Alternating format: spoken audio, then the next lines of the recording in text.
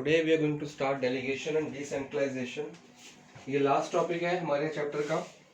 I will try कि आज ये दोनों topics delegation plus decentralisation complete हो जाए.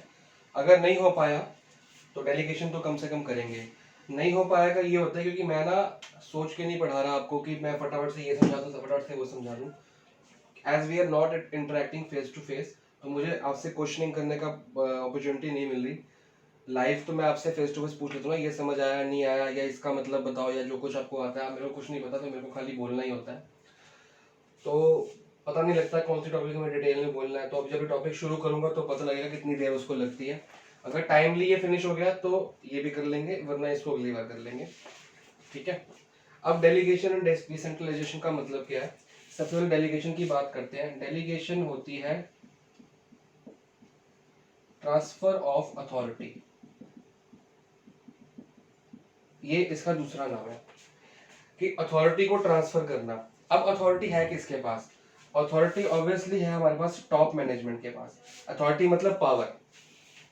सारा डिसीजन लेने की अथॉरिटी, प्लानिंग करने की अथॉरिटी, कौन क्या काम करेगा, कितने लोग रखने, ऑर्गेनाइजिंग. देखो हम चैप्टर पढ़ रहे हैं ऑर्गेनाइजिंग. ऑर्गेनाइजिंग में हमको क्या करना है? लोगों को काम पे रखना है, मतलब स्टाफिंग नहीं, कितने लोगों को काम पे रखना है वो डिसाइड करना है. कैसे लोगों को रखना है, कौन से रिसोर्सेज चाहिए, कितनी बिल्डिंग चाहिए, कितना लैंड चाहिए, और कितने रॉ मटेरियल्स होने चाहिए, कितनी मशीनरी होनी चाहिए, और कौन सी चीज कहाँ पे. पूरा एक ब्लूप्रिंट तैयार होता है कि कौन सी चीज कहाँ पे होगा. पूरा एक प्लान तैयार होता है. उसको हम कहते हैं ऑर्गेनाइजिंग. की सारा सामान को गैदर करो और अलग अलग जगह डिवाइड कर दो. तो जब हम कर रहे हैं ऑर्गेनाइजिंग के अंदर, टॉप मैनेजमेंट का मेन काम होता है कि सारे डिसीजंस तो टॉप मैनेजमेंट ही लेगी. ऑर्गेनाइजिंग का काम तो यही करेगी जाते हैं. अब ये किसको ऑर्गेनाइज कर रही है? ऑब्वियसली रिसोर्सेज को और लोगों को. वो आते हैं आपके लोअर मैनेजमेंट में. तो जब लोअर मैनेजमेंट में लोग आ गए, बीच में मिडिल मैनेजमेंट भी आ गई आपकी, तो अथॉरिटी सारी की सारी अभी इसके पास है कि डिसाइड करना, काम करना. अब इसने प्लानिंग तो कर ली और डिसाइड भी कर लिया कि कितने लोग रखने हैं, कहाँ पे रखने हैं, कुछ करने हैं. अब ये जो पावर है इसको नीचे देनी पड़ेगी. कैसे? काम तो इन्होंने करना है ना, काम इसने करना है और इनसे करवाना है. मेन काम इसने करना है और ये बंदा इससे करवा रहा है. तो जब इससे काम करवा रहा है तो ये अपना जो डिसीजन इसने लिया है वो इसको पास ऑन करेगा और ये इसको पास ऑन करेगा और काम आगे चलेगा. तो काम मेन करना है इस बंदे ने. तो काम करने के लिए कुछ ना कुछ तो पावर आप दोगे उसको. नो डाउट कि सारी पावर इसके पास होगी, लेकिन कुछ थोड़ी बहुत तो पावर दोगे कि यार चल एक काम कर. मान ले इसने इसको कोई काम बोला कि मेरे को लोअर मैनेजमेंट से 10,000 यूनिट्स डेली के डेली पर डे मेरे को चाहिए. इसने इसको बोला. ये गया फोरमैन के पास, उसको बोला सर बॉस बहुत गुस्सा कर रहा है कि आपकी प्रोडक्शन अभी जो इस टाइम है वो है 8,000 यूनिट्स. वो कह रहा है, गुस्सा कर रहा है कि जितने रिसोर्सेज मैं आपको दे रहा हूँ उसके हिसाब से तो बनने चाहिए 10,000.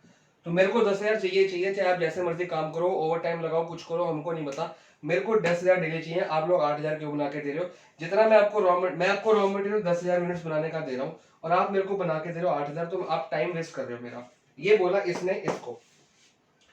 ये सेम टू सेम मैसेज यहाँ को जाएगा. अभी कल से या आज से डेली के 10,000 यूनिट बनाने ही बनाने हैं. तो यार ये बोलेगा नहीं कि हम कैसे बनाएं. क्यों? वो पूछेगा क्यों, रॉ मटेरियल तुम्हारे पास है. सर रॉ मटेरियल तो हमारे पास है, लेकिन लोग जो है ना आपस में लड़ाई झगड़ा कर रहे हैं, ढंग से आपस में कोऑर्डिनेशन कम है, या कुछ और फलाना फलाना कमी पड़ रही है, कुछ भी प्रॉब्लम हो रही है. अगर मान लो इसने प्रॉब्लम डिस्कस की कि हम रॉ मटेरियल तो हमको पूरा मिल रहा है, लेकिन रॉ मटेरियल जो पड़ा है, मतलब हम मशीनरी लगी है इस पॉइंट पे और रॉ मटेरियल पड़ा है यहाँ पे. तो वो कहता है सर जो 2,000 यूनिट कम बनते हैं ना, 10 की जगह 8 बनाते हैं, वो इसलिए बनाते हैं कि मशीनरी बंदा यहाँ बैठा है. मतलब एक फॉर एग्जांपल एक एग्जांपल दे रहा हूँ कि इसने क्या प्रॉब्लम शेयर करी. इसने इसको डाटा, भाई तू 10,000 क्यों नहीं बना रहा, 8 क्यों बना रहा है. इसने बोला सर मशीनरी यहाँ पे है, रॉ मटेरियल 10,000 का पड़ा है लेकिन यहाँ पे पड़ा है. कि हम जब यहाँ से बाहर उठा के लेके आते हैं बहुत दूर पड़ता है, हमारा टाइम वेस्ट होता है. तो हमारा टाइम वेस्ट होता है तो इसलिए हम 10,000 की जगह कितने बना पाते हैं, 8,000. क्योंकि वो टाइम सारा लाने बार बार लेने आना पड़ता है, फिर खत्म हो जाता है, फिर लेके आता हूँ, फिर खत्म हो जाता है, फिर लेके आता हूँ. तो इसने बोला सर इसलिए कम बनता है. अब आप इनकी जगह, मिडिल मैनेजर की जगह मैं हूं या आप क्या बोलोगे? तो एक काम करो ना भैया, आप ये रॉ मटेरियल को यहाँ से उठा के यहाँ पे शिफ्ट कर लो। अगर ये रॉ मटेरियल यहाँ से उठ के यहाँ पे शिफ्ट कर दिया तो इसका जो ये टाइम गैप था कि बार बार यहाँ से लेके आना पड़ रहा है, बार बार यहाँ से लेके आना पड़ रहा है, वो खत्म हो गया। तो कह रहा, इसने पूछा, मिडिल मैनेजमेंट ने पूछा इससे, लोअर से, ये समझ लो प्रोडक्शन मैनेजर की बात कर रहा हूं मैं, ये प्रोडक्शन मैनेजर ही बात करेगा ना प्रोडक्शन के बारे में। प्रोडक्शन मैनेजर ने इससे बोला कि भैया अगर रॉ मटेरियल यहाँ पे रख दिया जाए तेरे बिल्कुल मशीनरी के साथ रख दिए चिपका के, फिर फिर तू कितने बना पाएगा? कह रहा फिर मैं 10 बना दूंगा, क्योंकि मेरा मेन जो प्रॉब्लम है कि मेरे से मैं बनाना चाहता हूं, मैं उतने घंटे ही काम करूंगा। अगर मैं 8 घंटे पहले काम कर रहा था, अब भी मैं 8 घंटे काम करूंगा, लेकिन मेरा टाइम बच जाएगा बार बार ट्रैवल करने का रॉ मटेरियल के लिए। तो इसने कहा कि मेरे साथ में मेरा रॉ मटेरियल रख दो। ये है मशीनरी 1। तो मशीनरी 2 भी बोली कि सर अगर आप इसका पहले रॉ मटेरियल यहाँ पड़ा था, कह रहा भैया मेरा रॉ मटेरियल उठा के अगर यहाँ पे रख दोगे तो फिर ये कह रहा है मेरे को दूर पड़ रहा है, अब मेरे को यहाँ पे जाना पड़ेगा, तो मैं 10,000 नहीं बना पाऊंगा, मैं तो 8 ही बना के दूंगा। अब क्या करना चाहिए ऐसी जगह पे? ऐसी जगह पे प्रोडक्शन मैनेजर कहेगा कि रॉ मटेरियल को 2 हिस्सों में बांट दो, आधा रॉ मटेरियल यहाँ पे रख दो और आधा रॉ मटेरियल इसके साथ रख दो, अब दोनों खुश। अब ये जो इसने स्टेप लिया, अब ये कहता हाँ ठीक है सर अब मैं 10 बना दूंगा, ये भी कहता मैं 10 बना दूंगा, अब मेरे को प्रॉब्लम नहीं है, प्रॉब्लम खत्म होगी। तो ये बड़ी छोटी सी प्रॉब्लम थी। तो क्या इस प्रॉब्लम का सॉल्यूशन इसने निकाल लिया, बात खत्म होगी? क्या इस प्रॉब्लम का सॉल्यूशन इसको इससे पूछ के निकालना चाहिए था? अगर ये बोलता कि सर इसने इसको बोला 10,000 बनाओ, इसने इसको बोला 10,000 बनाओ, ये कहता प्रॉब्लम हमारी रॉ मटेरियल दूर है, ये ऊपर जाएगी बात, फिर ये ऊपर जाएगा, तो ये 2 गालियां निकालेगा, 2 उसको डांटेगा भी साथ में, यार ये छोटी सी बात है, रॉ मटेरियल साथ में रख दे, तू मेरे से पूछने के लिए आ गया है। तो मतलब छोटी छोटी बातों के लिए ये मिडिल मैनेजमेंट टॉप मैनेजमेंट के पास जाएगी नहीं, ग्राउंड लेवल पे अपने भी प्रॉब्लम को सॉल्व किया जाएगा। जैसे इसने कर दिया कि रॉ मटेरियल दोनों को आधा आधा बांट दिया, सबके साथ रख दिया। ये किसने किया? इसने। ये इससे पूछने नहीं गया। क्यों नहीं पूछने गया? क्योंकि इसने इसको कुछ अथॉरिटी दी है कि छोटे छोटे डिसीजंस तू अपने आप ले लिया कर, छोटे छोटे डिसीजंस तू अपने आप लिया कर, मेरे पास पूछने के लिए मत आया कर। जब तेरे को लग रहा है कि किसी भी प्रॉब्लम का हल इमीडिएटली निकाल सकता और उससे कंपनी को, ऑर्गेनाइजेशन को कोई इफेक्ट नहीं पड़ता, तू कर लिया कर। तो इसने ये फैसला यहां पे ले लिया। अगर ये फैसला लेता, ये तो इसने ले लिया तो इसमें प्रॉब्लम नहीं आई। अगर ये फैसला लेता कि सारा रॉ मटेरियल पहले यहां पे था, अगर ये फैसला लेता कि रॉ मटेरियल को डिवाइड ना करता, कहता जितना रॉ मटेरियल यहां पड़ा है उतना ही रॉ मटेरियल और खरीद के यहां पे लेके आता। इसने पहले क्या किया, रॉ मटेरियल को 2 हिस्सों में बांट दिया, 2 मशीनों में बांट दिया। एक डिसीजन तो ये ले लिया इसने और ये बिल्कुल सही भी था। अगर ये डिसीजन लेता है कि रॉ मटेरियल को और बांटने की बजाय उतना ही क्वांटिटी का रॉ मटेरियल और परचेज करके यहाँ पे ले आए, तो इसको भी पूरा दे दे, इसको भी पूरा दे दे, तो भी काम हो सकता है। लेकिन इस डिसीजन में कंपनी की कॉस्ट बढ़ जाएगी, कंपनी का खर्चा, एक्सपेंसेस बढ़ गए, क्योंकि रॉ मटेरियल आ रहा है 10,000 रुपए का, इसने 5,000 का यहाँ रख दिया था, 5,000 का यहाँ रख दिया था। अब ये 10,000 का यहाँ पड़ा हुआ इसको नहीं छेड़ रहा, 10,000 का और लेके आ रहा है, तो कंपनी का पहले खर्चा 10,000 का था, अब खर्चा हो गया 20,000 का, क्योंकि डबल रॉ मटेरियल लेके आना पड़ेगा। इससे इसको पता लग जाएगा यार ये तो खर्चा मेरा बढ़ा दिया। तो हो सकता है कि ये वाला बंदा इस बंदे को डांटे कि यार पहले मेरा खर्चा 10,000 का था, अब तूने मेरा खर्चा बढ़ा दिया। तो इसने ये बोलेगा सर आपने तो कहा था प्रॉब्लम सॉल्व कर, तो बोलेगा मैंने ये थोड़ी कहा था कि प्रॉब्लम सॉल्व करके मेरा खर्चा ही बढ़ा दे, ठीक है ना। तो इसको प्रॉब्लम सॉल्व करनी है जिससे कंपनी को इफेक्ट ना पड़े। तो इसने क्या किया, 5,000 का रॉ मटेरियल यहां रख दिया और 5,000 का यहां रख दिया, तो उसमें कोई कंपनी को फर्क नहीं पड़ा। मतलब छोटे मोटे डिसीजन अगर आपने लेने हैं तो आप खुद लो। तो ये डिसीजन मेकिंग की जो पावर है वो इसके पास है, लेकिन यहाँ पे किसने लिया? इसने। हो सकता है कि इस तक भी बात ना पहुंचती, यहाँ पे बीच में फोरमैन भी तो होता है या सुपरवाइजर भी तो होता है। हो सकता है ये प्रोडक्शन मैनेजर ने फोरमैन ने सुपरवाइजर को बोला होता, उसने बीच में ये प्रॉब्लम सोल्व कर ली होती। तो बेसिकली क्या होगा कि अथॉरिटी यहां से यहां शिफ्ट हुई और यहां से यहां शिफ्ट होगी। हो सकता है कि ये फैसला जो रॉ मटेरियल डिवाइड करने का है ये फोरमैन ने लिया होता। मतलब इसको ये फैसला कब ले सकता है? जब इसको इसने बोल रखा है कि छोटे मोटे फैसले तो ले लिया कर, मेरे से पूछने की जरूरत नहीं है। जब इसको इसने बोला होता है कि छोटे मोटे फैसले ले लिया कर, मेरे से पूछने की जरूरत नहीं है, तो इसने इसको अथॉरिटी दे दी कि छोटे मोटे फैसले ले लिया कर, इसने इसको अथॉरिटी दे दी कि छोटे मोटे फैसले लेके मेरे पास आने की जरूरत नहीं है, बस कंपनी का नुकसान नहीं होना चाहिए। तो ये फैसले लेने की जो पावर है इसको कहते हैं ट्रांसफर ऑफ अथॉरिटी और इसको कहते हैं डेलीगेशन। हमारे भी होता है कि यार छोटे मोटे फैसले खुद लिया कर, बॉस बोलेगा कि हर बात के लिए तो मेरे से पूछने आ रहा था, वो तो इरिटेट हो जाएगा ना हर बात तुम मेरे से पूछने आ रहे हो, छोटी मोटी प्रॉब्लम है अपने ग्राउंड लेवल पे सॉल्व कर लो। तो ग्राउंड लेवल पे प्रॉब्लम सॉल्व करना उसको कहते हैं डेलीगेशन ऑफ अथॉरिटी। अब डेलीगेशन ऑफ अथॉरिटी एक प्रोसेस है, एक प्रोसेस है कि खाली ट्रांसफर करना। अब वो ट्रांसफर किसको करनी है, कैसे करनी है, किसको कितनी पावर देनी है, ज्यादा देनी है, कम देनी है, वो आती है डिसेंट्रलाइजेशन के अंदर। मतलब डिसेंट्रलाइजेशन ये हुआ ट्रांसफर ऑफ अथॉरिटी, ये होता है delegation of authority at a root level की, मतलब किसको कितनी देनी है। अगर मैं बुक की डेफिनेशन देखूं, delegation of authority to subordinates within prescribed limits, इसमें आया कि ट्रांसफर, बस ट्रांसफर करनी है, कितनी करनी है वो तो बताया नहीं, कितनी करनी है वो ये बताएगा। तो ये हुआ ट्रांसफर ऑफ अथॉरिटी, ये हुआ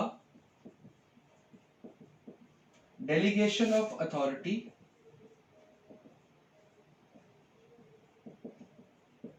विद इन प्रेस्क्राइब्ड लिमिट्स। वो लिमिट तय करेगा कि किसको कितनी देनी है, किसको ज्यादा देनी है, किसको कम देनी है। तो मतलब ट्रांसफर तो दोनों में हो रही है, ट्रांसफर अथॉरिटी यहां भी हो रही है और यहां भी हो रही है। तो ट्रांसफर करने की प्रक्रिया को, ट्रांसफर करने की प्रोसेस को डेलीगेशन बोलते हैं, और डेलीगेशन कितनी कितनी करनी है, कैसे कैसे करनी है, वो डिसेंट्रलाइजेशन होती है। तो मतलब इसी का सेकंड आगे कंटिन्यू करते हैं, मतलब डेलीगेशन है तो ही डिसेंट्रलाइजेशन है, अगर डेलीगेशन नहीं होगी तो डिसेंट्रलाइजेशन भी नहीं होगी, क्योंकि उसकी डेफिनेशन में डेलीगेशन वर्ड भी आ रहा है। तो डेलीगेशन कंपनी में होनी बड़ी जरूरी है, क्योंकि हर बात के लिए टॉप मैनेजमेंट को परेशान आप लोग नहीं कर सकते, छोटे मोटे डिसीजन आपको खुद लेने पड़ते हैं, और किसको कितनी पावर देनी है वो यहाँ पे डिसाइड किया जाता है। तो अभी हम फिलहाल डेलीगेशन के ऊपर ध्यान देंगे कि डेलीगेशन, मैंने आपको बेस मतलब बता दिया कि डेलीगेशन और डिसेंट्रलाइजेशन में फर्क क्या है। तो डेलीगेशन का ही आगे कंटिन्यू करेंगे तो डिसेंट्रलाइजेशन में पहुंच जाते हैं हम। अब डेलीगेशन के ऊपर ध्यान देते हैं। तो एलिमेंट्स ऑफ डेलीगेशन की, डेलीगेशन के अंदर क्या क्या चीजें आती है। पहली आती है अथॉरिटी। तो मेन डेफिनेशन ही हुई कि ट्रांसफर ऑफ अथॉरिटी, किसको कितनी पावर देनी है। जब आप किसी को पावर दोगे साथ में रिस्पॉन्सिबिलिटी भी देनी पड़ती है कि भैया मैं तेरे को ये पावर दे रहा हूँ, लेकिन रिस्पॉन्सिबिलिटी तेरी है। क्या रिस्पॉन्सिबिलिटी थी इस एग्जांपल में, ये कंपनी का नुकसान नहीं होना चाहिए। तू रिस्पॉन्सिबल, तेरे को पावर दी, तू फैसले ले, लेकिन कंपनी का नुकसान नहीं होगा। कंपनी का नुकसान होगा तो रिस्पॉन्सिबल तू होगा। तो जैसे हम अथॉरिटी देते हैं तो रिस्पॉन्सिबिलिटी भी साथ अपने आप चली जाती है। और अकाउंटेबिलिटी, अगर नुकसान हुआ तो पूछना किससे है, किसको पकड़ना है, वो भी डेलीगेशन के अंदर बताया जाएगा। तो डिटेल में पढ़ते हैं इन तीनों चीजों को। अथॉरिटी आप लोग पता है कि पावर होती है, तो ज्यादातर जो अथॉरिटी होती है वो स्टार्ट कहां से होती है, अराइजेस फ्रॉम टॉप मैनेजमेंट। हमको पता है कि ज्यादातर अथॉरिटी स्टार्ट ही टॉप मैनेजमेंट से होती है, और अथॉरिटी नीचे कैसे जाती है, स्केलर चेन से। तो अगर स्केलर चेन होगी, स्केलर चेन आप लोग पढ़ चुके हो, टॉप फिर लोअर फिर मिडल, पूरे चेन होती है।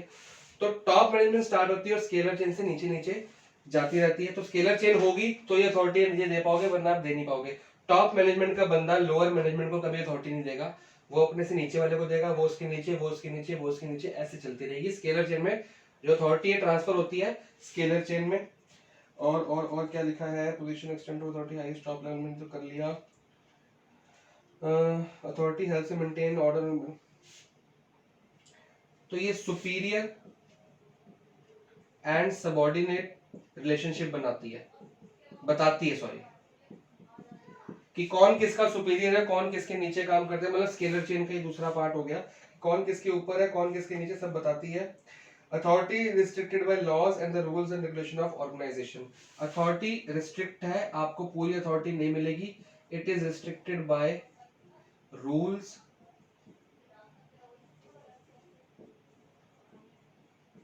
And laws of organisation. तो ऑर्गेनाइजेशन के क्या क्या रूल्स है, क्या क्या लॉज है, उसके हिसाब से अथॉरिटी आपको दी जाएगी। और अथॉरिटी होती, जितनी पावर जिसके पास है वो उसको उतनी पावर दे सकता है। तो ये कुछ अथॉरिटी के मतलब है, बुक में मार्क करके आपको दे दिए जाएंगे, आपको लर्न करने। फिर आती है रिस्पॉन्सिबिलिटी। रिस्पॉन्सिबिलिटी का मतलब हो गया ऑब्लिगेशन, कि आपको ये काम करना ही करना है। जब आपको पावर दे दी जाएगी तो आपको काम की रिस्पॉन्सिबिलिटी भी दे दी जाएगी कि हाँ जी आपने ये काम किया कि नहीं किया, और क्यों नहीं किया। क्यों नहीं किया पूछा जाएगा यहाँ पे, किया कि नहीं किया, कितना किया, रिस्पॉन्सिबिलिटी किससे पूछा जाएगा। तो जब अथॉरिटी जाएगी तो साथ साथ में रिस्पॉन्सिबिलिटी भी जाएगी। लेकिन एक फर्क होता है ये जो अथॉरिटी है ये फ्लो करती है डाउनवर्ड। आज पता नहीं क्या हो रहा है, ये लिखा नहीं जा रहा, चौक से लिखने की आदत पड़ गई ना। फ्लोज डाउनवर्ड, ये नीचे की तरफ जाती है, और ये फ्लो करती है अपवर्ड। क्यों? टॉप वाले ने नीचे वाले को अथॉरिटी दी है काम करो, अपने आप कर लो, मेरे से पूछने की जरूरत नहीं है। उसने नीचे वाले को दी कि ये काम कंप्लीट करके हमको दे देना, आपको अथॉरिटी है, कोई जो सामान खरीदना है, कोई लेबर रखनी है, सब कुछ आपकी मर्जी करो। जब काम कंप्लीट होगा तो वो किसको बताएगा? ऊपर वाले को, सर आपने मेरे को रिस्पॉन्सिबिलिटी दी थी, मैंने काम कंप्लीट कर दिया। आपको ऊपर वाले को बताएगा सर काम कंप्लीट हो गया, आपने मेरे को पावर दी, मैंने उस पावर का यूज करके काम कर दिया। वो उसको जवाब किसको देगा? रिस्पॉन्सिबिलिटी ऊपर जाती है कि सर हमने काम कर दिया। Subordinate will be responsible to, देखो जो सुपीरियर होता है वो अथॉरिटी देगा सबऑर्डिनेट को, और सबऑर्डिनेट रिस्पॉन्सिबल होगा ऊपर वाले को, क्योंकि उसको जवाब उसको देना है। रिस्पॉन्सिबिलिटी मतलब जवाबदेही कि किसको किसको आंसर करना है। सॉरी आंसर करना तो उसमें आ जाएगा ना, अकाउंटेबिलिटी ये होगा कि इसने जो काम किया, रिपोर्टिंग। रिस्पॉन्सिबिलिटी मतलब रिपोर्ट करना कि हमने काम कर दिया, तो किसको बताएगा? वो ऊपर वाले बंदे को बताएगा कि मैं आपके आपके आपके काम, आपके दिए पावर्स के लिए रिस्पॉन्सिबल हूँ, कि आपने जो मेरे को अथॉरिटी दी है, इस अथॉरिटी का मैं मिस यूज करूँ या मैं सही से यूज करूँ, ये मेरी क्या है? रिस्पॉन्सिबिलिटी। तो रिस्पॉन्सिबिलिटी किसकी है? रिस्पॉन्सिबिलिटी हमेशा होती है सबऑर्डिनेट की। सबऑर्डिनेट मतलब नीचे वाला बंदा। और अथॉरिटी किसके पास होती है? हमेशा होती है सुपीरियर के पास। सुपीरियर अथॉरिटी देता है सबऑर्डिनेट को, और सबऑर्डिनेट रिस्पॉन्सिबल है सुपीरियर के पास, कि जो भी कोई काम में कोई प्रॉब्लम आएगी तो सुपीरियर से पूछेगा। उसके अकाउंटेबिलिटी, अगर इसने काम ठीक कर दिया तो ठीक, सबऑर्डिनेट ने। अगर इसने काम ढंग से नहीं किया तो इससे सवाल कौन पूछेगा? सुपीरियर। तो मतलब इसको जवाब किसको देना है? तो सुपीरियर को। तो ये होता है आंसरेबल, आंसरेबल टू सुपीरियर। अगर इसने गलती करी है, मिसयूज की है, इसने इसको अथॉरिटी दी कि भैया जैसे मर्जी कर, ये काम करके दे, जो तेरे को करना है, जो खरीदना खरीद, जो लड़के रखने रखे, नया स्टाफ रखना, जो मर्जी कर कर। ये इसकी रिस्पॉन्सिबिलिटी है कि अगर इसने इसको पावर दी है तो उसका सही से यूज कर, ये इसकी रिस्पॉन्सिबिलिटी है। अगर ये इसको मिसयूज कर देता है तो इसको इसको जवाब देना पड़ेगा। ये इससे पूछेगा भी क्यों मिसयूज किया, ऐसी क्या दिक्कत आ गई, कंपनी का नुकसान कर दिया। तो आंसरेबल होगा ये अपने सुपीरियर को कि इसने क्या गलती की है। तो अथॉरिटी को हम डेलीगेट करते हैं और रिस्पॉन्सिबिलिटी एक्सेप्ट की जाती है, और अकाउंटेबिलिटी को डिनाई नहीं किया जाता। बुक के अंदर बहुत अच्छी लाइन लिखी हुई है, it can not be delegated and flows upwards, that is subordinate will be accountable. तो ये फ्लोज डाउनवर्ड थी, ये फ्लोज अपवर्ड है, और ये भी फ्लोज अपवर्ड होती है। अकाउंटेबल कौन होता है? जवाबदेही किसकी होती है? हमेशा नीचे वाले बंदे को ऊपर वाले बंदे को जवाब देना पड़ता है। ऊपर वाला बंदा हमेशा क्वेश्चन पूछता है, नीचे वाला बंदा आंसर पुट अप करता है, आंसर बताता है कि भी हमने ये काम अच्छा इसलिए नहीं किया, हमारे से नुकसान, हमसे गलती होगी, जो भी एक्सप्लेनेशन जो होती है गलती की, वो नीचे वाला बंदा ही देता है, सबऑर्डिनेट ही देता है। तो हमेशा सबऑर्डिनेट ही अकाउंटेबल होगा। कभी भी टॉप मैनेजमेंट वाले बंदे को एक्सप्लेनेशन नहीं देनी पड़ती नुकसान पे, वो एक्सप्लेनेशन मांगता है। टॉप वाला बंदा एक्सप्लेनेशन मांगता है, नीचे वाला देता है। तो नीचे वाला रिस्पॉन्सिबल भी होता है गलती के लिए, और नीचे वाला अकाउंटेबल भी होता है, आंसरेबल भी होता है। ये अथॉरिटी देता है और आगे आपसे क्वेश्चन पूछता है कि अथॉरिटी का मेरी दी हुई का सही से यूज किया है कि नहीं किया है। तो यहाँ पे डेलीगेशन क्या हुआ? क्या इसने सबऑर्डिनेट ने इसको रिस्पॉन्सिबिलिटी दी? नहीं।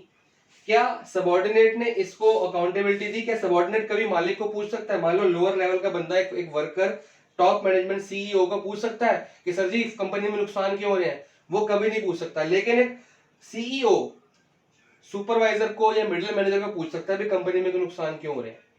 तो हमेशा ऊपर वाला बंदा नीचे वाले बंदे को पूछता है, तो नीचे वाला बंदा कभी ऊपर वाले को कुछ पूछ नहीं सकता, उससे क्वेश्चन पुट अप नहीं कर सकता कि नुकसान क्यों हो रहा है। तो मतलब नीचे वाला बंदा ये अकाउंटेबल है। तो क्या अकाउंटेबिलिटी दे सकते हो आप, डेलीगेट कर सकते हो? नहीं कर सकते।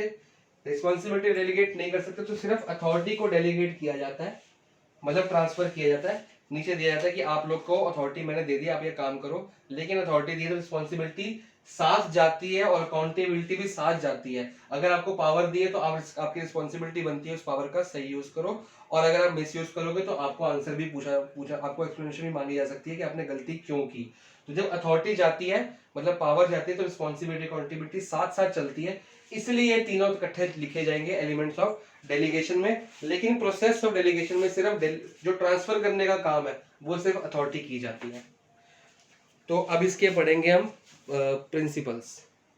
तो अथॉरिटी और रिस्पॉन्सिबिलिटी और अकाउंटेबिलिटी हमने पढ़ ली। तो प्रिंसिपल्स ऑफ डेलीगेशन में आता है कि डेलीगेशन देनी कैसे है, एक्चुअली प्रोसेस क्या है, इसको प्रोसेस भी कह सकते हो आप, कि होना कैसे चाहिए। तो पहला पॉइंट है, आप लोग को जो मैं बोर्ड पे लिखता हूँ फ्लो चार्ट्स वगैरह बनाता हूँ, आप उसको नोट कर लिया करो, बीएसटी की अलग से कॉपी बना लो, ताकि जब लर्निंग वर्क होगा ना तो आपको पैराग्राफ के पैराग्राफ रट्टे नहीं मारने पड़ेंगे, छोटे छोटे पॉइंट्स में आपको हेडिंग्स मेरे पास लिखी होंगी, तो आपको लर्न करने में ईजी होगा। सो हम क्या कर रहे थे, बुक में देखो बहुत बड़ी हेडिंग लिखी है प्रिंसिपल्स के अंदर, हम वो नहीं कर रहे, हम लिख रहे हैं। तो आप बुक वाली हेडिंग छोड़ के ये वाली हेडिंग लिख सकते हो, कोई प्रॉब्लम वाली बात नहीं है, क्योंकि वो हेडिंग नहीं है, पूरी लाइन है। Balance between authority and responsibility, पूरा बोल देता हूँ, लिख लेना, अथॉरिटी एंड रिस्पॉन्सिबिलिटी। अब वो कह रहे हैं कि अथॉरिटी और रिस्पॉन्सिबिलिटी के बीच में एक प्रॉपर बैलेंस होना चाहिए। फॉर एग्जाम्पल अभी उसी एग्जाम्पल पे अड़े रहते हैं हम, जो हमने पहले डिस्कस किया था। टॉप मैनेजमेंट क्या चाहता है मिडिल मैनेजमेंट से, कि प्रोडक्शन जो हो रही है वो 8000 यूनिट्स हो रही है, मैं चाहता हूं ये कितनी हो, 10,000 यूनिट्स। ठीक है, इसने इसको बोला, इसने आगे फोरमैन को बोला, और फोरमैन ने नीचे लोअर लेवल पे, लोअर मैनेजमेंट नहीं कह सकते, वर्कर की बात कर लेते हैं हम, क्योंकि लोअर मैनेजमेंट तो फोरमैन ही है, वर्कर। इसने वर्कर को बोला भाई 8000 क्यों बन रहे हैं, इसने बोला सर रिसोर्सेज जो रॉ मटेरियल मेरे को पूरा नहीं मिल रहा, मेरे को दूर पड़ता है इसलिए टाइम वेस्ट हो रहा है। उसी एग्जांपल पे चलते हैं। अब बैलेंस होना चाहिए अथॉरिटी रिस्पॉन्सिबिलिटी के बीच में। अगर अथॉरिटी ज्यादा है रिस्पॉन्सिबिलिटी से, आ जाओ मैथ्स के अंदर, authority is greater than responsibility, authority ज्यादा देगी। वो कहता है कि 8000 बना रहे हो, बनाओ 10,000, ठीक है, अथॉरिटी दे देगी 10,000 बनाओ, मतलब 2000 फालतू बनाने। लेकिन बोला कि अब रॉ मटेरियल यहां पड़ा है, आप यहीं पे पड़ा रहेगा, ये इधर नहीं आएगा। तो रॉ मटेरियल यूज करने की पावर उसकी बढ़ाई, उसको बोला उसकी क्या कहते हैं, सॉरी ये तो अथॉरिटी होगी ना, नहीं अथॉरिटी ज्यादा है ना, तो उसने बोला कि 10,000 बनाओ, ये तो उसकी रिस्पॉन्सिबिलिटी होगी यार, तो 8000 बना रहा है, 10,000 बना, ये तो क्या होगी इसकी रिस्पॉन्सिबिलिटी। और अथॉरिटी क्या है कि भाई तू रॉ मटेरियल यहाँ का जो लेके, ये रिस्पॉन्सिबिलिटी है, और रॉ मटेरियल यहाँ पड़ा था, ये बोला कि यहाँ पे ले आ, ये क्या होगी, अगर रॉ मटेरियल को यहां से यहां शिफ्ट करने की, ये अथॉरिटी होगी।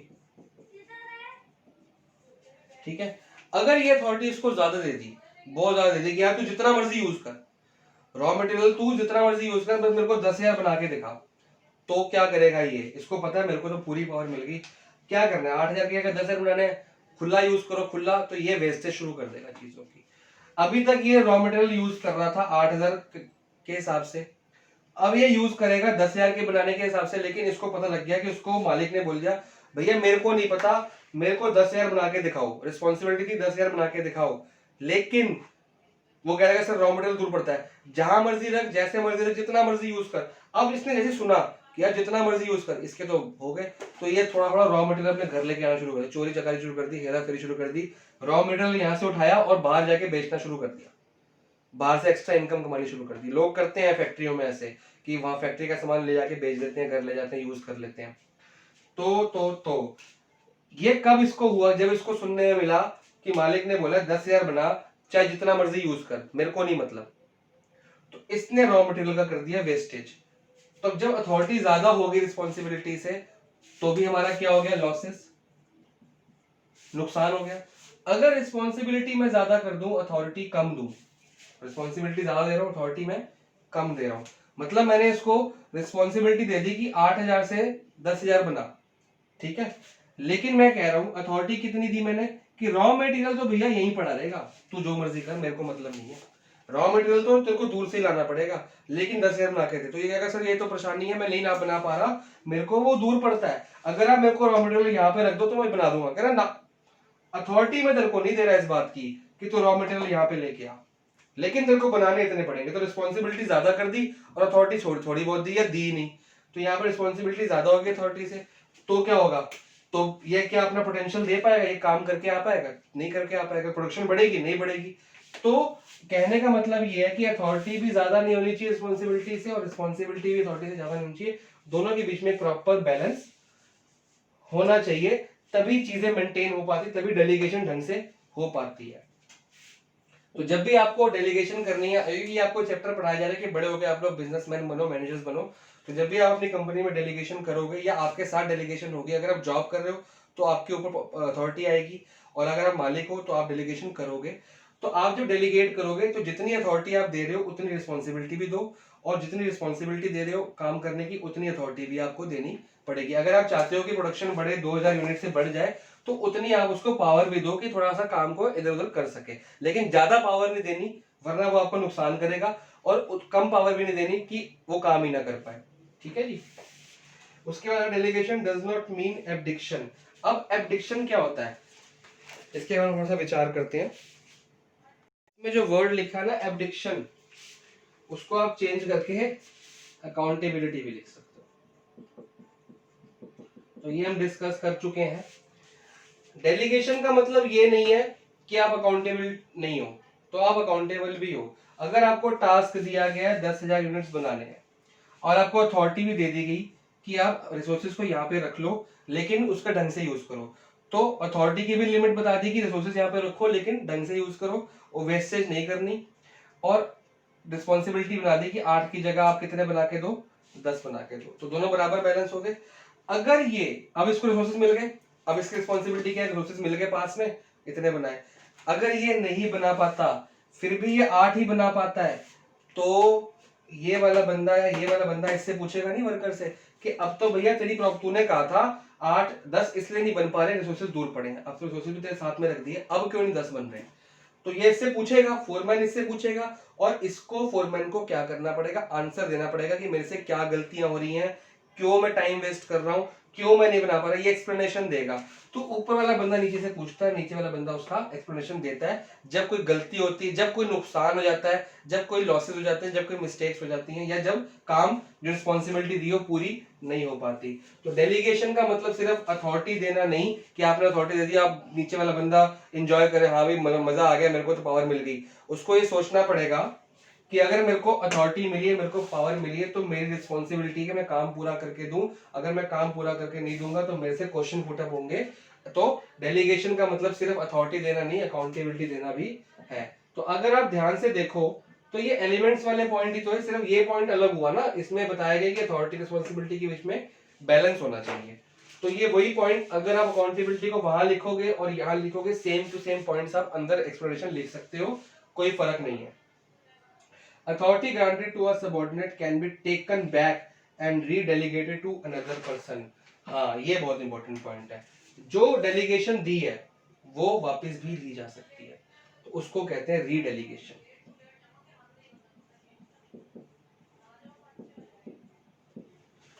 अगर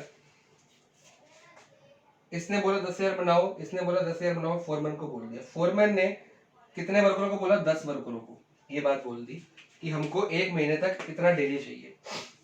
अगर ये बना रहे हैं तो काम चलता रहेगा, अगर ये 10 वर्कर ये 10,000 नहीं बना पाए रिसोर्सेज को यहाँ रखने के बाद भी, तो इनसे जो ये देखो अथॉरिटी कहाँ जा रही है, यहाँ पे फोरमैन ने डिसीजन लिया था कि रिसोर्सेज को यहाँ पे रखा हो, और फोरमैन ने ये अथॉरिटी फोरमैन सॉरी इसने इसको बोला, इसने इसको बोला, अथॉरिटी किसके पास है इस टाइम, फोरमैन के पास अथॉरिटी है। रिसोर्सेज को वहां से यहाँ रखने का डिसीजन किसने लिया, फोरमैन ने, तो अथॉरिटी किसकी बनी, फोरमैन की, रिस्पॉन्सिबिलिटी फोरमैन की बनेगी, 10,000 बने कि नहीं बने, तो फोरमैन किससे पूछेगा, इससे। अगर ये बना रहा है तो ठीक है, अगर ये नहीं बना रहा तो एक तो इससे अकाउंटेबिलिटी होगी, इससे पूछा जाएगा। तो अगर फोरमैन चाहे तो ये वाले जो 10 वर्कर्स है इनसे ये अथॉरिटी ले लेगा, वापस ले लेगा, और किसी और 10 वर्करों को दे देगा, एनी अदर। और अगर ये मिडिल मैनेजमेंट चाहे तो इस फोरमैन से, इसको फोरमैन ए मान लो, इस फोरमैन से ये अथॉरिटी वापस ले लेगा, क्योंकि अपना काम टाइम पे कंप्लीट नहीं कर पाया, ये अथॉरिटी इससे लेके वापस किसको दे देगा, फोरमैन बी को। फोरमैन ए से लेके फोरमैन बी को दे देगा, फोरमैन बी के अंदर अपने अलग से वर्कर हो गए, उसकी अलग से टीम होगी, उसको सुपरवाइज करता होगा। तो कभी भी अथॉरिटी वापस ली जा सकती है और किसी दूसरे बंदे को दी जा सकती है, उसको कहते हैं रीडेलीगेशन। तो ये 3 प्रिंसिपल्स हैं कि डेलीगेशन का मतलब ये नहीं कि सिर्फ अथॉरिटी देनी है, अथॉरिटी रिस्पॉन्सिबिलिटी की उसमें बैलेंस बराबर होना चाहिए। और खाली अथॉरिटी देने का, डेलीगेशन का मतलब नहीं किसी को अथॉरिटी दी बंदा एंजॉय करे, उसको ये पता होना चाहिए कि अगर उसने काम रिस्पॉन्सिबिलिटी पूरी नहीं की तो उसको जवाब देना पड़ेगा, और उससे अथॉरिटी वापस लेके किसी और बंदे को भी दी जा सकती है। वो पावर्स, वो रिस्पॉन्सिबिलिटीज, वो काम, वर्क किसी और को दिया जा सकता है, तो उसको कहते हैं हम रीडेलीगेशन ऑफ अथॉरिटी। ठीक है जी। इसके बाद आपकी बुक में जो है डिफरेंसेस दिए हुए हैं जो आपने घर पे अपना पढ़ने हैं। कंपैरिजन है एक, वो आपने अपना पढ़ना है। आपको जब पूरा का पूरा ये वाला 3 टॉपिक्स पढ़ लोगे आप, comparison between authority, responsibility and accountability. Authority, responsibility, accounting comparison दिया हुआ है, you have to study it. जब ये आप कंप्लीट कर लोगे तो नेक्स्ट टॉपिक हमारा है इंपॉर्टेंस ऑफ डेलीगेशन। वो आज हम कवर नहीं करेंगे, नेक्स्ट क्लास में importance of delegation along, next class में हम लोग पढ़ेंगे। बता देता हूं मैं आपको, importance of delegation along with decentralisation का पूरा टॉपिक, ये हमारा नेक्स्ट क्लास का टॉपिक है। इंपॉर्टेंस के 5 पॉइंट्स हैं, वो फटाफट से करेंगे, फिर डिसेंट्रलाइजेशन डिटेल में पढ़ेंगे और करेंगे। आज आपका कोई होमवर्क नहीं दे रहे हम, और बट मैं ये चाहता हूं कि जिन बच्चों ने मेरे को पिछला होमवर्क नहीं दिया, प्लीज उसको जल्दी जल्दी सेंड करो। ऐसे बातें मत करो कि आपको परेशानी होनी, बाद में बहुत ज्यादा परेशान हो जाओगे, चैप्टर समझ नहीं आएगा जब लर्न करने का टाइम आएगा।